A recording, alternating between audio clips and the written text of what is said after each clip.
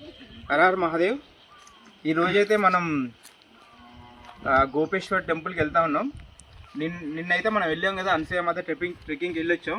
ఒక రోజు రెస్ట్ తీసుకొని ఈరోజు మళ్ళీ స్టార్ట్ అయ్యాం. కానీ మేము నడుచుకుంటూనే వెళ్తున్నాం. ఇప్పుడు వచ్చేసి మనకి ఇది 12 కిలోమీటర్స్ ఉంటుంది. ఎందుకంటే నడుచుకుంటూ వెళ్తే ఈ లొకేషన్స్ అన్నీ మనం చూసుకుంటూ వెళ్ళిపోవచ్చు కాబట్టి, అందుకే మీరు కూడా చూడండి.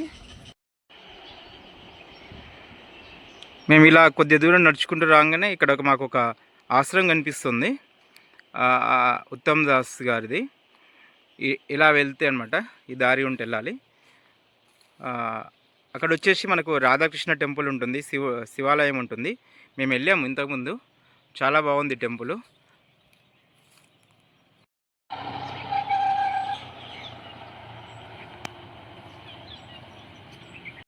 మనం అయితే వెళ్తా ఉంటే ఒక కేబుల్ బ్రిడ్జ్ అయితే వచ్చింది, ఒకసారి చూపిస్తాను నేను ఆ బ్రిడ్జ్ పైనకి వెళ్ళి.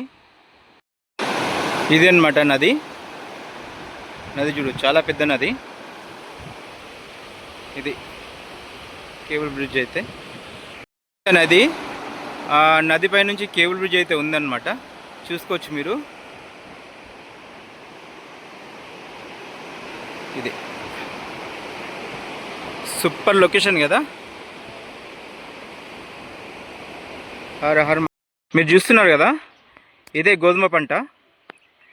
ఈ హిమాలయలో ప్రధానంగా పండించే పంట గోధుమలు అన్నమాట, చూసుకోవచ్చు. ఇక్కడ వ్యవసాయ భూమి చాలా తక్కువగా ఉంటుంది, అయినా ఇలానే పండిస్తూ ఉంటారు కొద్ది ప్లేస్లో.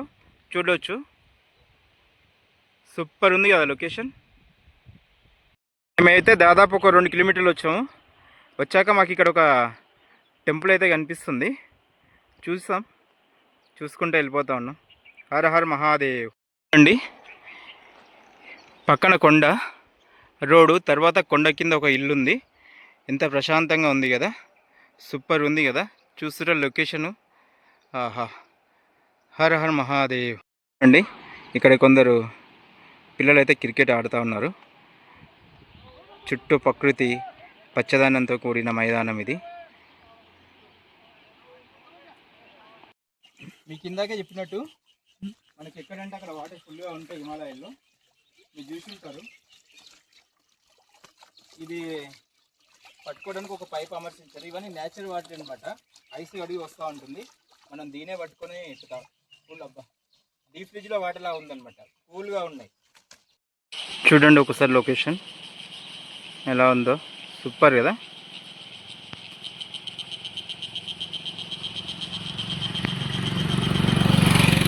ఇంత అందమైన లొకేషన్స్ ఈ దారి ఉంటా నేను ఒకటే గమనించాను. చూడొచ్చు మీరు, పక్కన ప్లాస్టిక్ బకెట్ మూత. ఈ ప్లాస్టిక్ మాత్రం దరిద్రం వదలట్లేదు. ఇంత అందమైన కొండల్లో కూడా ఈ ప్లాస్టిక్ అయితే వదలట్లేదు. కానీ దయచేసి మీరు ఎవరైనా వచ్చేటప్పుడు హిమాలయ వస్తే మాత్రం మ్యాక్సిమం ప్లాస్టిక్ అవాయిడ్ చేయండి. చూడండి బాటిల్స్, ఇవి టిన్ను, ప్లాస్టిక్ ఇది అంతా కలుషితం చేస్తుందన్నమాట. చూడొచ్చు, మీ రోడ్ పక్కన ఒక షాప్ ఉంది. షాప్ మాత్రం క్లోజ్ ఉంది, ఎందుకంటే ఇంకా యాత్ర ఓపెన్ అవ్వలేదు కదా. యాత్ర ఓపెన్ అయితే షాప్స్ అని ఓపెన్ చేస్తారు. మనమైతే ఇప్పుడు 5 కిలోమీటర్ల దాకా వచ్చాము.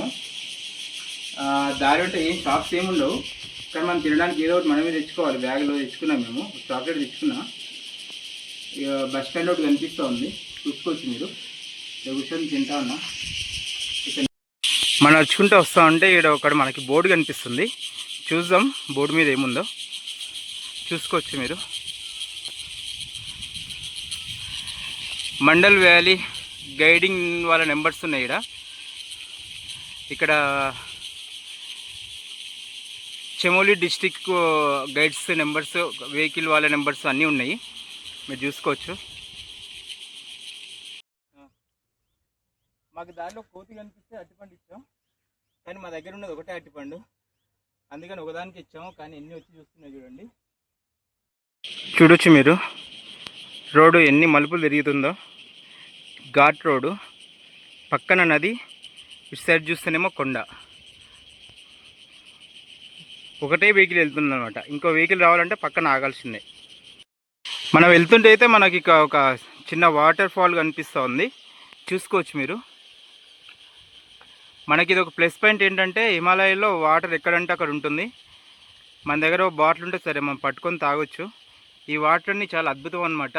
ఎన్నో వనమూలికలతో కలిసిన వాటర్ అనమాట ఇది ఒకటి ప్లస్ పాయింట్ మనకి. చూడొచ్చు మీరు, మేము వెళ్ళే దారిలో ఒక కొండ చర్య. ఈ వర్షాకాలంలో అయితే ఈ కొండ చర్య అనేది విరిగి రోడ్డు మీద పడుతూ ఉంటుంది అనమాట. ఇప్పుడు ఈ రోడ్ మొత్తం బ్లాక్ అయిపోతుంది.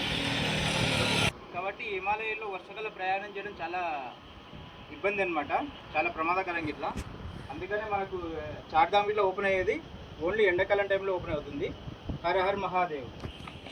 చూడొచ్చు మీరు, మేము వెళ్ళే దారిలో మాత్రం మాకు ఒక చిన్న చిన్న విలేజెస్ కనిపిస్తూ ఉన్నాయి. ఆ కొండ కింద చాలా సూపర్ కదా వ్యూ మాత్రం. అలా కిందికి రాగానే నది అనమాట. వెళ్తే కొన్ని గుర్రాలు కనిపిస్తున్నాయి. ఇవన్నీ కేదార్నాథ్, బద్రీనాథాల ట్రెక్కింగ్కి వెళ్తాయన్నమాట. ఇప్పుడే వాళ్ళ యాత్ర కోసమని రెడీ చేసుకొని వెళ్తూ ఉన్నారు.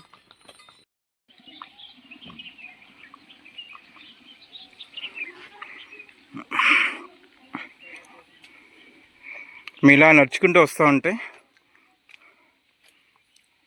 ఒక పిచ్చిగా మాత్రం ఇక్కడ ఉంది. పాపం చనిపోయింది. ఎలా చనిపోయిందో మనకు మాత్రం తెలియదు. ఇక్కడ వ్యూ చేయొచ్చు, కొండలు, లోయలు, ఘాట్ రోడ్డు, ఇదంతా. ఈ లొకేషన్స్ అన్ని మన సినిమాలో చూసి ఉంటాం, కానీ నేనైతే రియల్గా చూస్తున్నా. మీరు ఇట్లా అవకాశం దొరికితే ఎప్పుడన్నా రండి. హర హర మహాదేవ్. మన పిల్లలైతే స్కూల్కి వెళ్తారండి. వెళ్తే ఆటోలో కానీ లేదంటే మన దగ్గర స్కూటీ, బైక్ మీద డ్రాప్ చేస్తాం. కానీ ఇక్కడ మాత్రం పిల్లలు నడుచుకుంటూ రావాల్సిందే స్కూల్కి వెళ్తే. వెళ్తాంటే ఒక ఊరు వచ్చింది, చూసుకోవచ్చు మీరు. ఇక్కడ సిఎస్సి సెంటర్ ఉంది, ఇంటర్నెట్ షాపు, కానీ షాప్లను క్లోజ్ ఉన్నాయి. దీన్ని బట్టి అర్థం చేసుకోవచ్చు మీకు ఇక్కడ జనాలు ఎవరు ఉండరని. నాకు తెలిసి ఏదైనా టైమింగ్స్ ఉంటుంది కావచ్చు, మార్నింగ్ ఈవినింగ్ మాత్రమే ఓపెన్ చేస్తారేమో. ఇది ఒక గెస్ట్ హౌస్ మాట, హోటల్. మనకు యాత్ర ఓపెన్ అయినప్పుడు ఈ హోటల్ మొత్తం ఫుల్ బిజీగా ఉంటుందన్నమాట. ఇలా వెళ్తుంటే ఒక గ్రామంలో మాకు ఒక ఆర్మీ సోదరుడు యుద్ధం చేస్తూ వీరమరణం పొందాడు. అతని గుర్తుగా ఒక స్తూపం అయితే కట్టించారు ఇక్కడ. అతని గురించి మన అందరం కూడా జై హింద్ అని కామెంట్ చేయండి బ్రో. హర హర్ మహాదేవ్.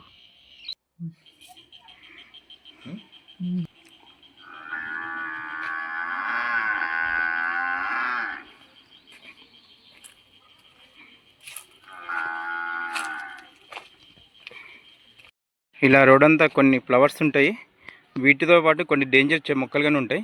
వాటిని మీకు చూపిస్తాను. ఎలా ఉంటాయి, మైదానంలా ఉంటాయి కదా, కానీ ఇక్కడ చూడండి పంట పొలాలు ఎలా ఉన్నాయో. స్టెప్స్ మాదిరిగా ఉన్నాయి, కానీ ఇందులోనే వాళ్ళు వ్యవసాయం చేయాల్సింది. ఇవే చూడండి వాళ్ళ వ్యవసాయ పొలాలు.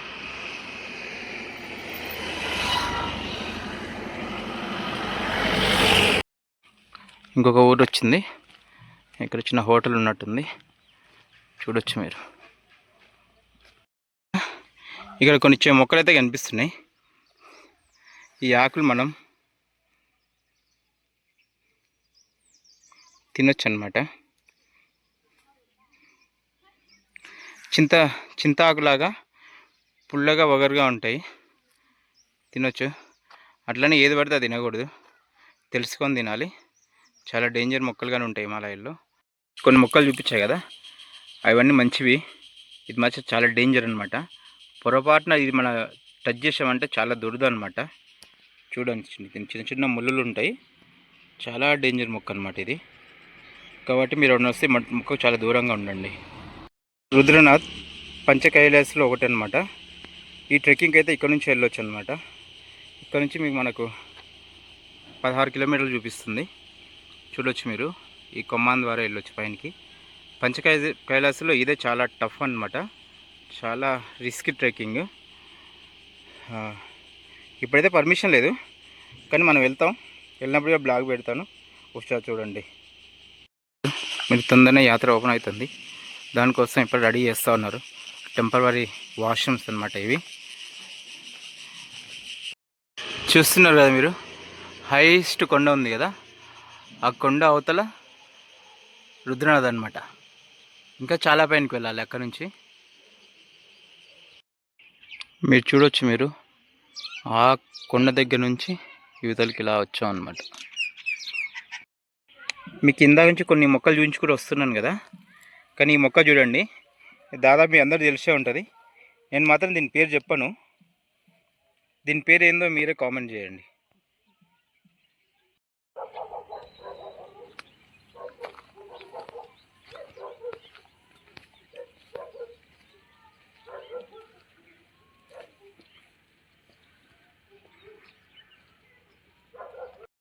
దాదాపు ఇంకొక 3 కిలోమీటర్లు అయితే మనం వెళ్ళిపోయినట్టే గోపేశ్వర్కి.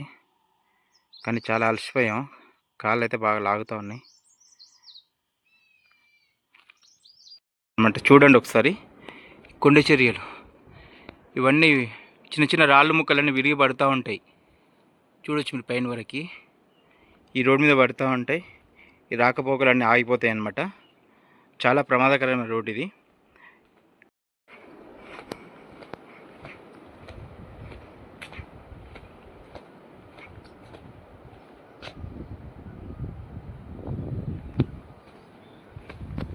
దాదాపు వచ్చేసాం మేము చెమేలి గోపేశ్వర్ దగ్గరికి. కానీ ఇది చూడండి, దారి చాలా టఫ్ అనమాట. కొండ చర్యలు ఎప్పుడో విరిగి పడే అవకాశం ఉంది. వర్షాకాలం అయితే పడిపోతూ ఉంటాయి అనమాట.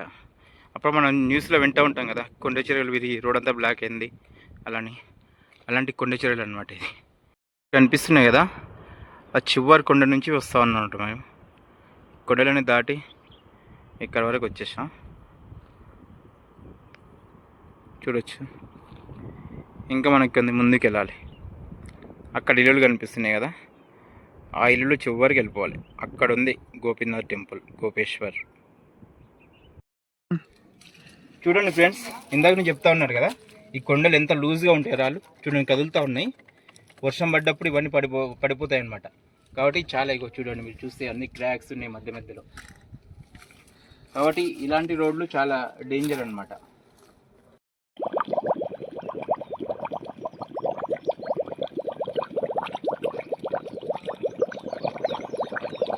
ఇక్కడ బోర్డు కనిపిస్తుంది. చెమేలి వచ్చేసి 60 కిలోమీటరు, బద్రీనాథ్ 105 కిలోమీటర్లు. ఇక్కడ నుంచి మనం ఇదే రూట్ అనమాట బద్రీనాథ్ వెళ్ళడానికి. మనమైతే గోపేశ్వరం వచ్చేసినాం. చూడొచ్చు మీకు అక్కడ గోపీనాథ్ టెంపుల్ కనిపిస్తుంది. మనం ఇప్పుడు రోడ్డు మీద ఉన్నాం, కిందికి వెళ్ళాలి. ఇప్పుడు మనమైతే ఇప్పుడు గోపీనాథ్ టెంపుల్కి వెళ్తున్నాం. చూడండి, ఈ స్టెప్స్ అన్ని దిగుకుంటూ మనం కిందికి వెళ్ళాలి.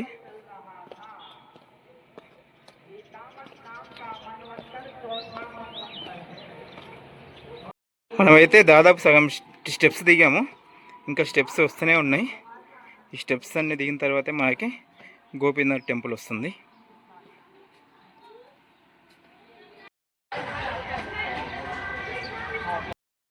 ఇదే గోపీనాథ్ మందిర్. చూడొచ్చు మీరు బోర్డు. ఇదైతే అక్షాంశ రేఖ చూసుకోవచ్చు మీరు. నార్త్ ఈస్ట్ పోల్స్కి సంబంధించిన విషయం ఇదంతా. ఇది మన భూమి నుంచి ఎంత హైట్ ఉందో చూడవచ్చు, 1451 మీటర్స్ ఉందన్నమాట. గోపీనాథ్ టెంపుల్ గురించి హిందీలో రాసింది ఇక్కడ. మాకైతే హిందీ రాదు, నేను తెలుగులో చెప్తాను మీకు. ఇదే అన్నమాట గోపీనాథ్ మందిర్. మనం వచ్చేసాం దాదాపు. ఒకసారి చూసుకోవచ్చు మీరు టెంపుల్. ఇంకా మనం లోపలికి వెళ్ళి స్వామి అదే దర్శించుకుందాం. ఇదే గోపీనాథ్ మందిర్, సైడ్ నుంచి చూడండి మీరు.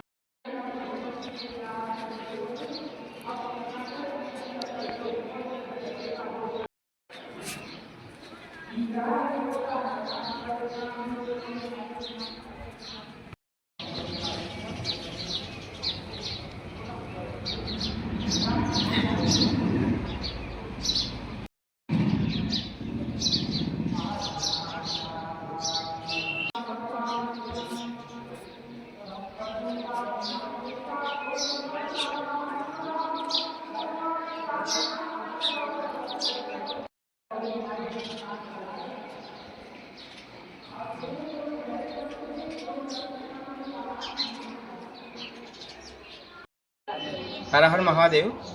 మనమైతే ఇప్పుడే గోపీనాథ్ టెంపుల్కి దర్శనం చేసుకొని బయటకు వచ్చాం. ఒకసారి చరిత్ర చూసుకున్నట్టయితే కృష్ణుడు వచ్చేసి ఈ టెంపుల్లో పూజ చేశాడనమాట. శివుని పూజించాడు కాబట్టి ఈ టెంపుల్కి వచ్చేసి గోపీనాథ్ అని పేరు వచ్చింది, కృష్ణుని పేరు మీదే. ఇంకో చరిత్ర ఇట్లా ఉంది పురాణాల ప్రకారము. మహాభారత యుద్ధం అయిపోయిన తర్వాత పాండవులు వచ్చేసి పాప విమోచన కోసం ఇక్కడే పూజ చేశారనమాట. ఇక్కడ మీరు చూస్తున్న త్రిశూలానికి చాలా గొప్ప చరిత్ర ఉందన్నమాట. ఒకప్పుడు ఈ ప్రాంతంలో ఒక రాక్షసుడు ఉండేవాడు. అతడు ప్రజలను చాలా ఇబ్బంది పెడుతుంటే శివుడే స్వయంగా వచ్చి ఈ త్రిశూలంతో రాక్షసుని సంహరించాడు అనమాట. తర్వాత ఈ త్రిశూలాన్ని ఇక్కడే వదిలేసి వెళ్ళిపోయాడు. ఈ త్రిశూలాన్ని శివశక్తిగా భావిస్తారనమాట. ఈ త్రిశూలానికి వాడే మెటల్ ఈ భూమి మీద ఎక్కడ లేదన్నమాట. ఇది ఒక ప్రత్యేకమైన మెటల్తో తయారు చేయబడింది. హర హర మహాదేవ్.